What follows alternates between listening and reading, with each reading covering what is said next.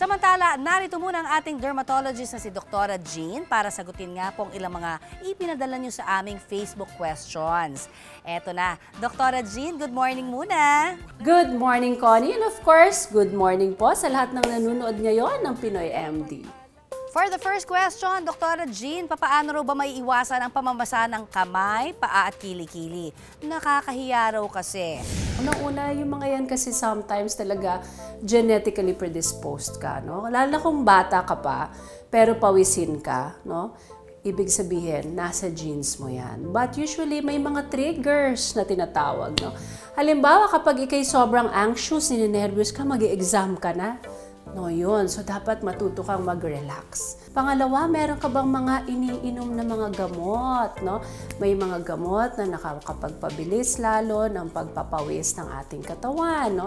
Isa na dyan, sometimes mga antipsychotic medications, kung talagang hindi mo maiwasan na pawisin ka, dapat umiwas ka na doon sa mga telang, lalong magpapainit sa iyong katawan, no? And of course, no, bawal din, no, ang sobrang pagkain ng maaanghang, uminom ng alak, and of course, mga caffeine, no?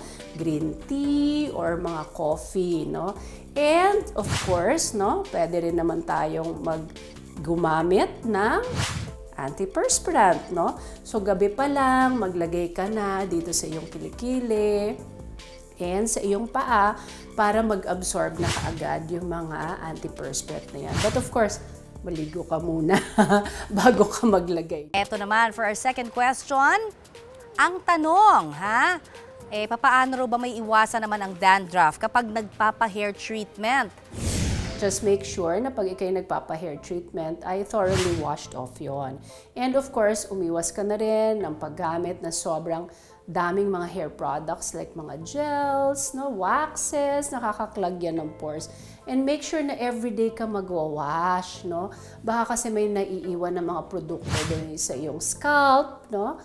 Yun ang talagang magka-clog ng pores. Or sometimes these hair treatments can be too drying naman. So kung too drying yung hair treatment mo, di medyo i-space out mo.